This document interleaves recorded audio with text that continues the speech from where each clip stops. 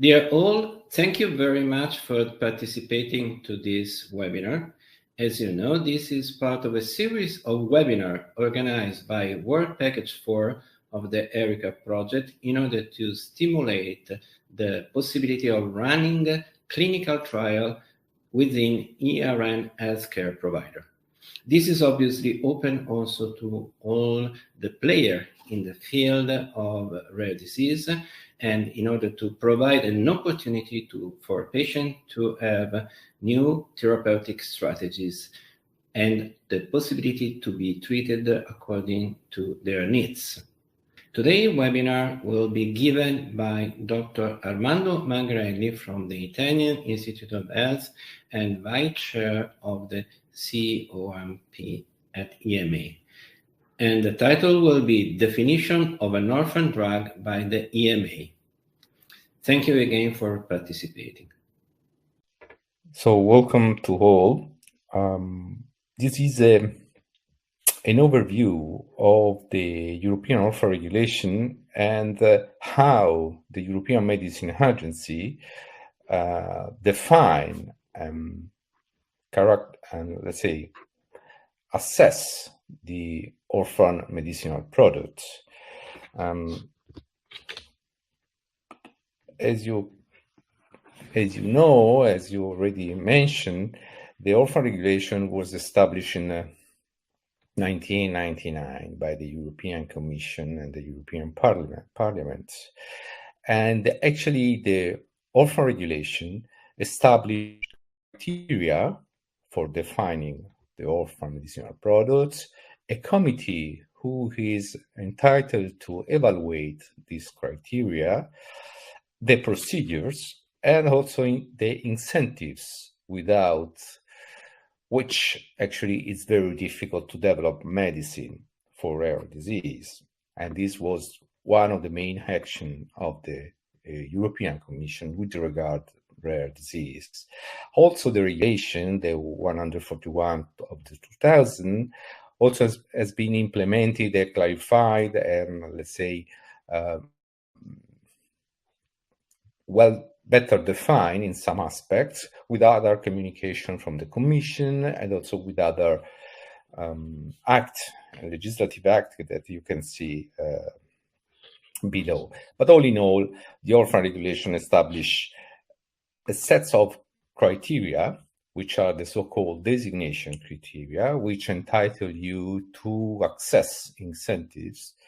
And these designation criteria are mainly based on three pillars. The first is the rarity of the condition, which to some extent translates in the return on investments, means that without any incentives, no one will develop medicine in that area, meaning that this criterion is an arbitrary one, and in Europe has been established as 5 people affected by the condition in 10,000.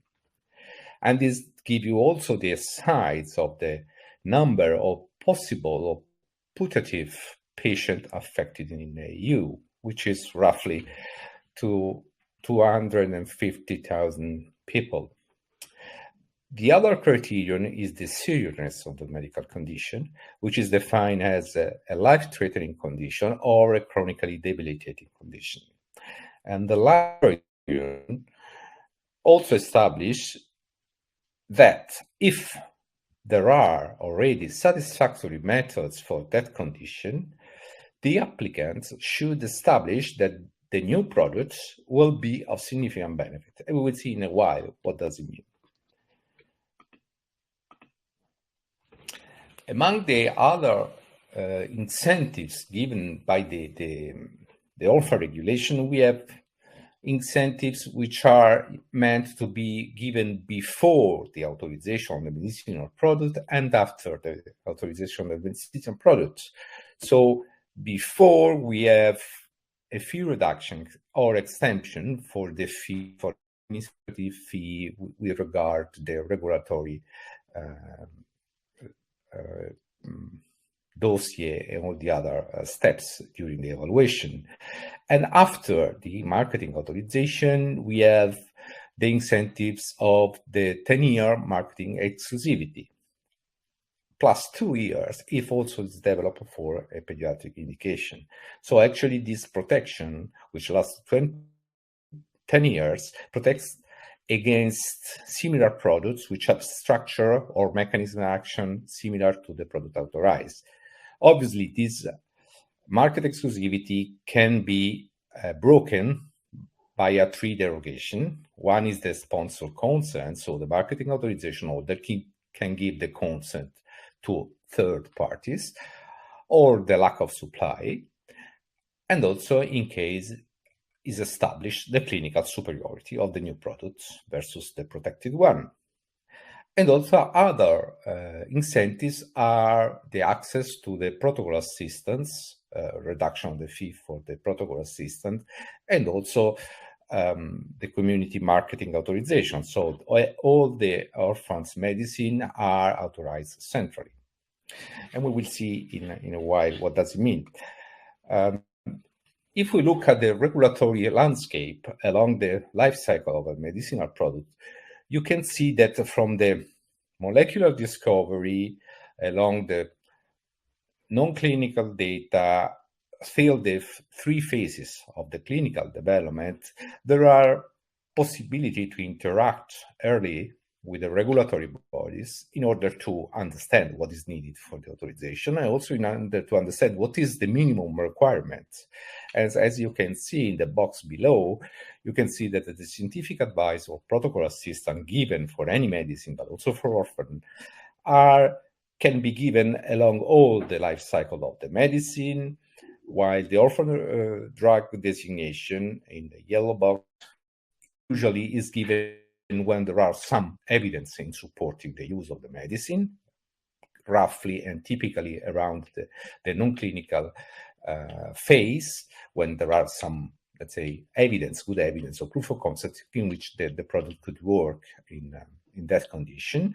And then you have the pediatric investigation plan, or later on during the first step in the clinical, and then after the authorization here, where is the written MAA, you can have a reassessment of the orphan status, we will see in a while, and also you have all other aspects of the post-marketing commitments, for example, pharmacovigilance, and so on. As I mentioned, the orphan regulation established a committee who is responsible for looking at the designation criteria, but among the responsibility of the COMP, which is made by representative of each single member state and also representative from the patients. We have 3 patient representatives in the committee, sitting in the committees, looking at the procedures since the 2000. We were the first, or I would say we are the first committee who has active patients in their working days. So we have patients inside the committee since the beginning, while patient involvement in the regulatory bodies came later in the years. We are now facing some patient participation in other committee.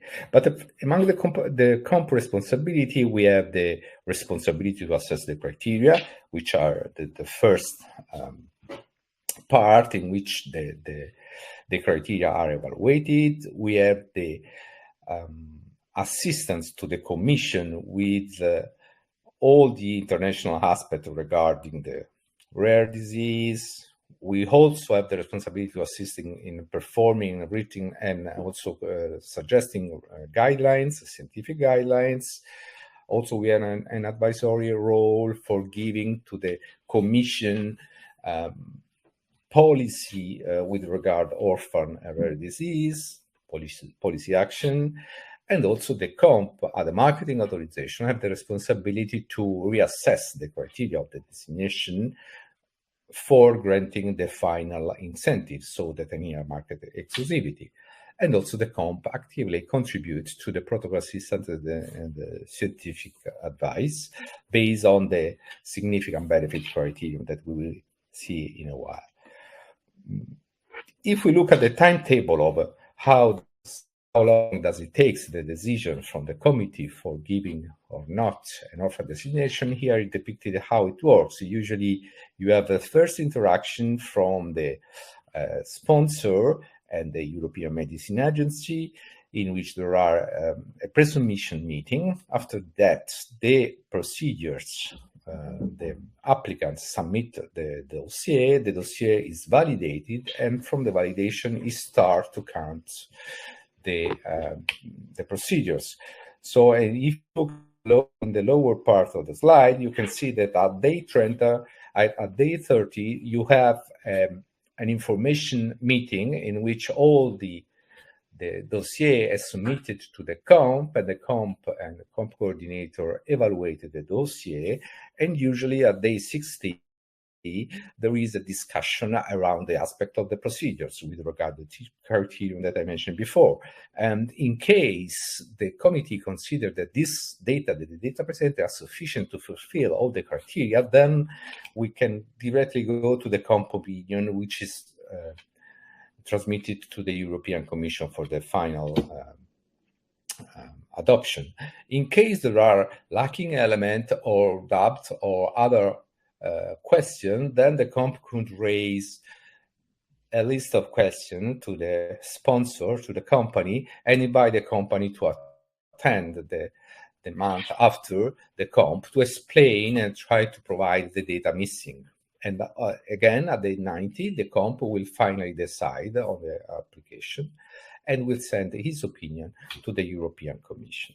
These are how the flow works. To make it short, in 90 days, you can have, at maximum, a response from the committee with regard to the use of your product in a rare condition. Which are the elements that are assessed during the orphan designation? So, first of all, the condition applied for. So then, if this condition is chronically debilitating or and life-threatening in nature, I mean, if it's a very serious condition, then is also established the intention to treat of the condition. So we establish if there is a medical plausibility of using this product in that condition. And this evaluation usually is based on non-clinical data or also on clinical data, establishing or giving proof of concept, giving elements who can make this decision process. The other aspect which is evaluated is the prevalence of the condition. So how many people are affected by this condition? Because as you mentioned, the rarity criterion is one of the main criteria for the orphan designation, because you have to establish that the rarity of the condition. And then, when applicable, the significant benefit criterion. So does this product perform better compared to products which are already authorized? These are let's say, at the designation stage. I have to say that all the aspects, apart the prevalence and the condition and the nature of the condition, especially for the significant benefit, the assessment of the significant benefit is made based on assumption at the designation stage, which should be confirmed and supported with data at the marketing authorization. When we look at the orphan condition, what is an orphan condition? There is guidelines for the European Commission, which clearly depict what is a condition, an orphan condition, and as stated, is any deviation from normal structure of or function of the body, which is translated in a typically recognized distinct disease or a syndrome. And this disease should have pathological, histopathological, genetics, and clinical characteristics able to clearly delineate the condition. Obviously, as you can imagine, some conditions which have the degree of severity cannot be considered acceptable if you look only at one stage of the disease. As well as also biomarkers are difficult to be accepted because biomarkers establish just one moment time in the development of the condition, for example, and usually are not acceptable, but not accepted. But I mean, this is not let's say, it's going to change as you can imagine. And also other aspects which define the condition, which are usually considered but are obviously scrutinized very, very carefully, is the subsettings, meaning that you can, by treatment modality or by just highlighting with biomarkers, a small subpopulation who can tolerate, respond, or can be highlighted with the products. So all in all, the condition usually should be well defined and recognized. Whatever his condition should be clearly different. So, but this is how we. Obviously, this is more difficult when you look at new condition or new class of condition or syndromic condition, while for the majority of the rare condition it's more simple to establish the condition. When we look at the significant benefit, the other criterion, it should be mentioned that the significant benefit criterion is unique in the world.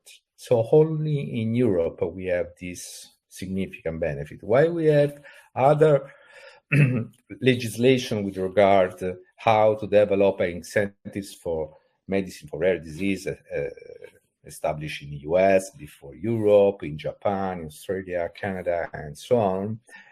This criterion is unique for Europe. Only Europe has this criterion. And this criterion is defined as a clinically relevant advantage, which translates, okay, this product work is more efficacious than the current authorized treatment, or this product gives a major contribution to patient care. What does it mean, major contribution to patient care? It means something that is perceived as a major contribution from the patient perspectives, okay? For example, easier administration, or sometimes could be better availability, or I don't know, new formulation, which translate in also in a better efficacy and so on. So also less infusion, for example, if this cause, but usually if you look at the different route of administration, sometimes are. But all these, in any case, are assumptions which are made at the designation state, but that must be confirmed with data at the marketing authorization in order to keep the status. If you look at the trends with regard the orphan medicinal products along the years, the number of dossiers submitted every year at the comp, you can see that we are roughly more around 200 dossiers every year submitted, with a rank of positive opinion around 150 to 100, depends on the years. But as you can see, there is a continuous trend of new application every year. If you look totally, we can say that now we are roughly 2,050 or 2,700 application examined by the COMP since the establishment of 2000.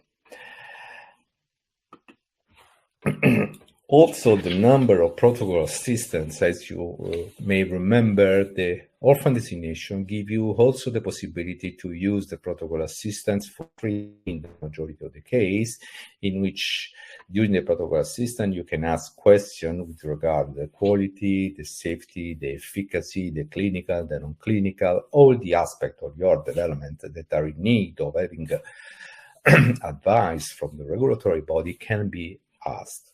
And obviously, if you develop an orphan medicinal product, the fact that you can ask directly to the regulatory body how I have to perform this, how I have to do this, how I have to present this, it's very important because it saves time and money in terms of experiments which are needed or which are not needed. As you can see, the number of the protocol assistance and scientific advice is growing along the years. So you can imagine that roughly more than 20%, roughly the 20% of all the advice are given to orphan designated medicinal products.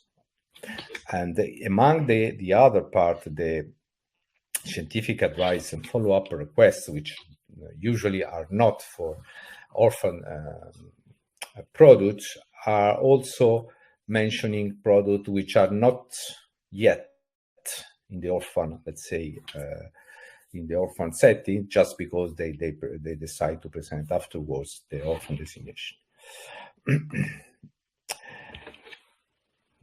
What's happened when the orphans has been developed and is ready to go into the market?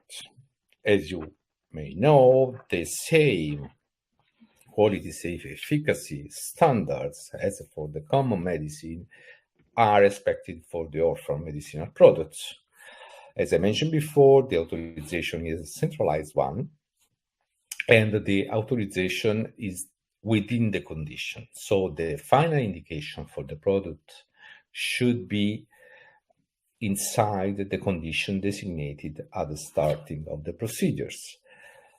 And usually you can have also more than one designation for one product, as you can imagine. When you have reached the market just before having the final authorization, the sponsor is also the applicant is requested to present the maintenance orphan report to the COMP. What does it mean? It means that you have to confirm that the orphan criteria at the designation, which maybe sometimes has been performed 10 years before and so on, are still present. And then the comp goes through the dossier and reevaluates all the criteria for the marketing at the marketing authorization. So it means that reevaluate the rarity, reevaluate the medical plausibility, reevaluate the significant benefit, and looking at the facts. If data in support the significant benefit, if an authorized method is present, has been sufficiently demonstrated. Once this assessment is performed, the comp will give an opinion, and this opinion is transmitted to the European Commission, and in which this opinion is positive, the marketing authorization holder also have the market exclusivity for 10 years. Here are the number of products which are authorized in the Europe since 2000. As you can see, we are roughly close to 250 active medicinal products in the in the EU, and these are all the products authorized since the beginning. Obviously, there are also products which already were present at the market in the market before the orphan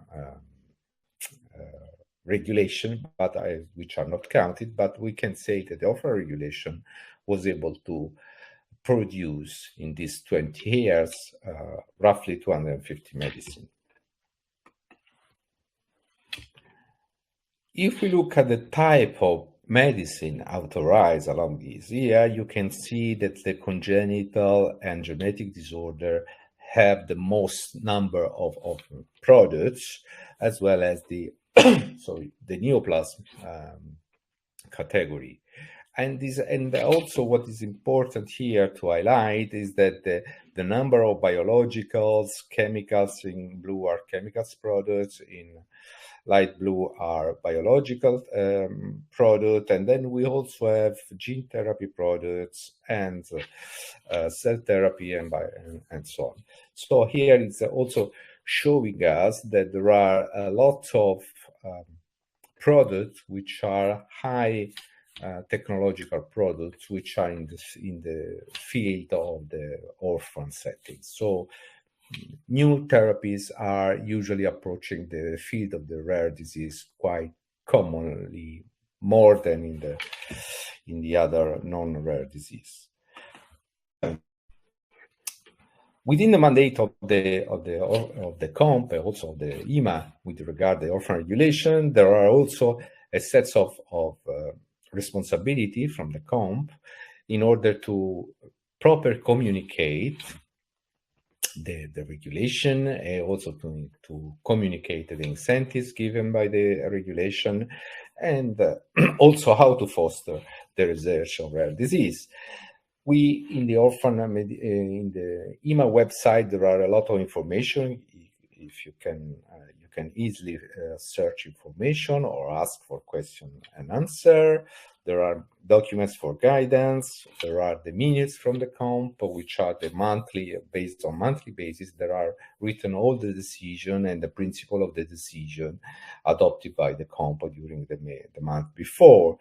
And also there are scientific publications raised by the people of the COMP, but also from other scientists outside the European Medicine Agency.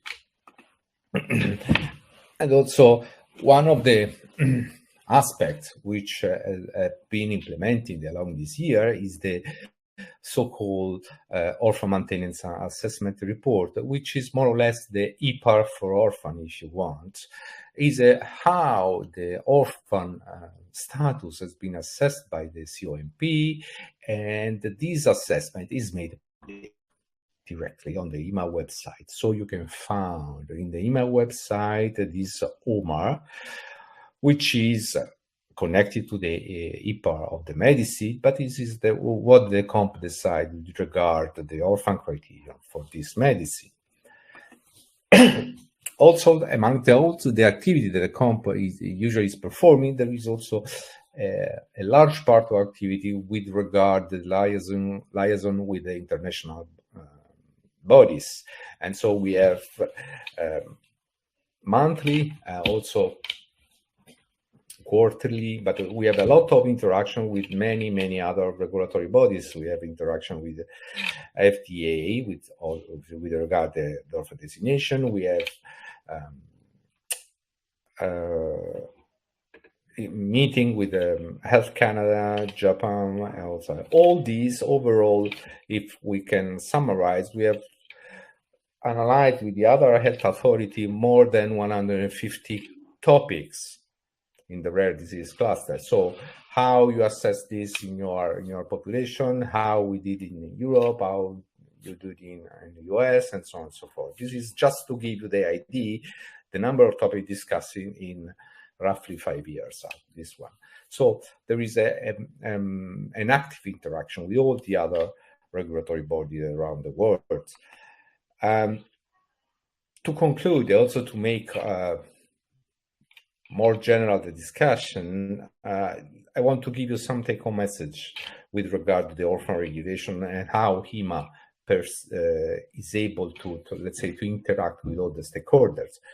So, first of all, make use of the OMAR, so the EPAR from the orphans, which are published, and we are public in the European Medicine Agency websites. For those who want to develop products in the orphan setting, please try to have as soon as possible a pre-submission meeting with the orphan sectors, because it's very important to understand which are the needs for the regulation in order to become an orphan medicinal product eligible for incentives. And also remember that the criteria for orphan designation should be supported with data, not only assumption. And obviously, finally, please do not hesitate to contact us whenever you want, whenever you need help or support. Thank you very much.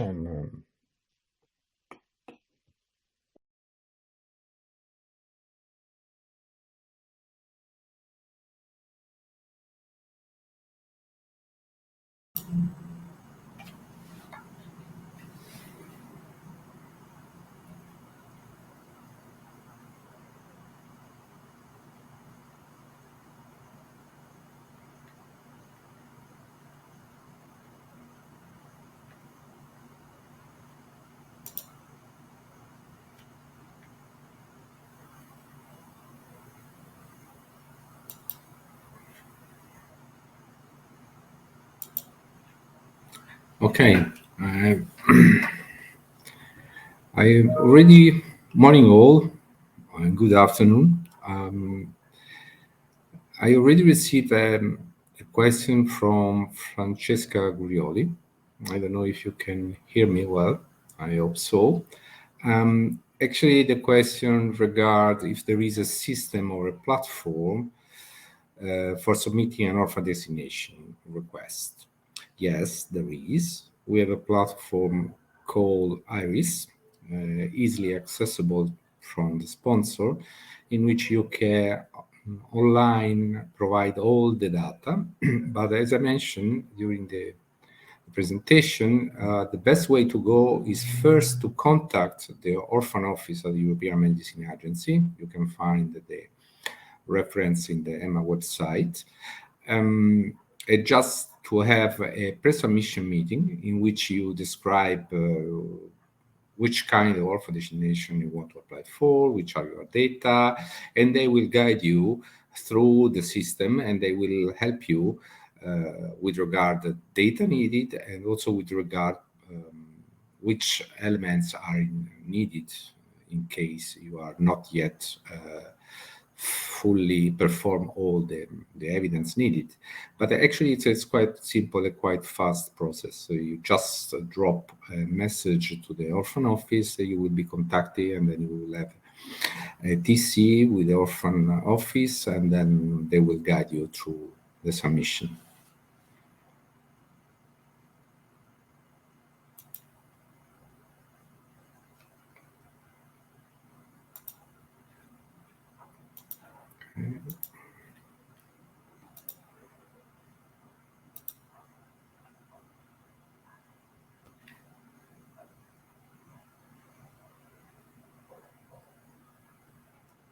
Okay, let me check.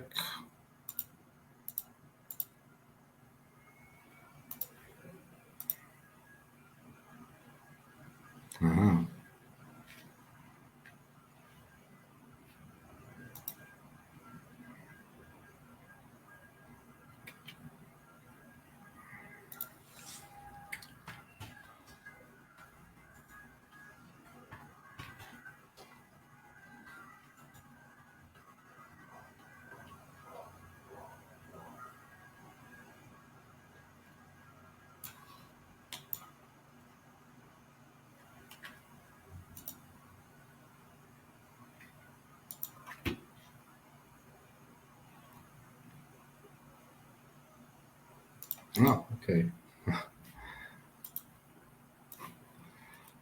Sorry, I was supposed to be online at that. Okay. I don't know if there are other questions. I don't know if Francesca received my answer. If not, please give me a sign.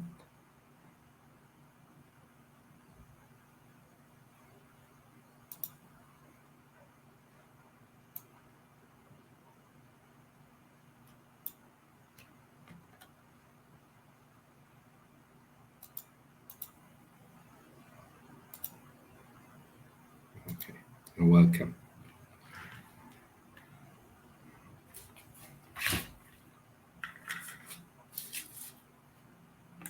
Dr. Magrelli, I'm sorry, but Dr. San Giorgi has some issues with going stage. So I'm trying to contact him to know which is the problem. I'll ask you to wait just a few minutes. Yes. Sorry for the problem. No problem at all.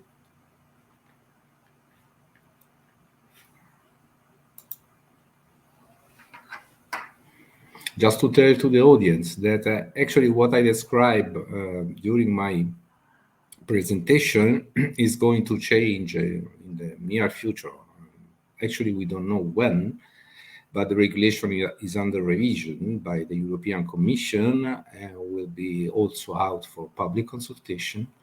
And we will see in the near future, in a couple of years maybe, new implementation of the regulation, which try to address some of the issue or some of the burden which the regulation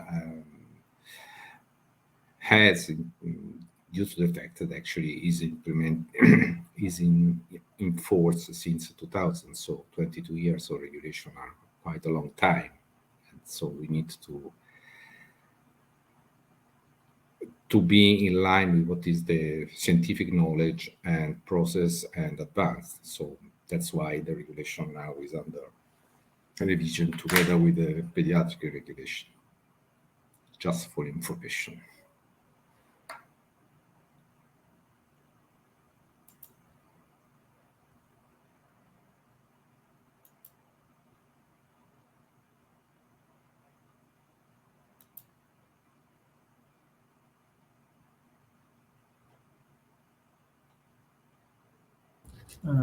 We have reached Dr. San Giorgi and is trying to join the stage.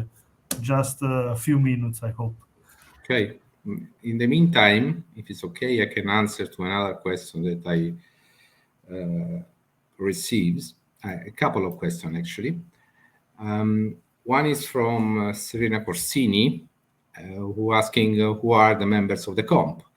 And actually, the members of the COMPs are elected by the national competent authority of each single member states, directly by the agency, and for a 3-year mandate, which can be renewed or can change along the years. And usually, in the COMP sits one representative from each single member state. Then there are 3 representatives from the European Commissions, which are usually taken by specialists in the field. And then we have patient representatives, 3 patient representatives from the umbrella organization, or also from specific association. Hello, Luca. Good morning. I'm sorry for the delay. I had some problem in connection. Apologies for that. This is the iCloud Live. I continue to answer, since I have Mary Murrell asked me what is the timeline from submission to final authorization of medicinal products. This depends on the level of evidence. It depends on the development timeline. Usually for a common products, it takes about more than 10 years. For orphans, due to the regulation, the average time is about 8-9 years. But this is actually it's let's say is an estimation which can be computed very easily. So, but usually it takes from the discovery to the market, it takes more than 10 years usually. But depends also when started the orphan designation. And also Francesca Gurioli asked me what's happened when the designation expires. Nothing bad. Actually, the products still have the marketing authorization, still can be on the market, but the protection with regards a similar product is expired. Nothing more. And then I think that hopefully I answered to all the questions. A question for you. Since repurposing is getting quite popular, and especially for rare disease, in the rare disease field, do you think that, and we will have a webinar devoted to the remedy for all, that is the repurposing, or hopefully will become the repurposing platform for Europe. Do you think that there will be a different pathway for the designation of a repurpose compound or product? And do you think that this will shorten the time that you were just mentioning, that it's quite relevant in many ways? Yeah. Okay, to some extent you already know the answer, but yes, it could be shorter. mostly because the majority of evidence are already present, so that the efforts in terms of development are less. What is going clear is that actually, as I mentioned before, the orphan regulation is going under revision. Among all the proposals, there are also proposals for a faster, let's say, approach to the repurposed drugs, but on the other hand, there are also some discussion with reduction of incentives with regard to repurposed drug. This is just some proposal. It will not be the final outcome, obviously, but what is clear is that actually repurposed drug could benefit from the orphan regulation in terms of speed, in terms also of outcome, I would say. But for the time being, what we have faced in the past is that usually repurposed drugs were used quite frequently. I don't have the table, but we have a large amount of orphan drugs which came from different indication.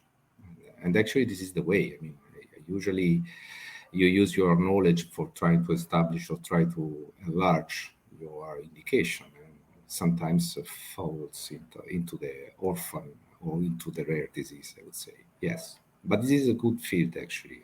Should be fostered more, unfortunately, but fostering is another issue. Okay, thank you very much for also your answer. I think that we don't have any more question. Well, I would like to thank all the participants. I would like to thank especially Armando for his availability. And I would like to remember you that we will have pretty soon a new webinar, and that the fact sheet of the previous webinar is under preparation, and at the same time, also the video of the previous webinar is under preparation, and we will start also to prepare the fact sheet and the video of this webinar. So thank you very much for your active participation, and see you very soon.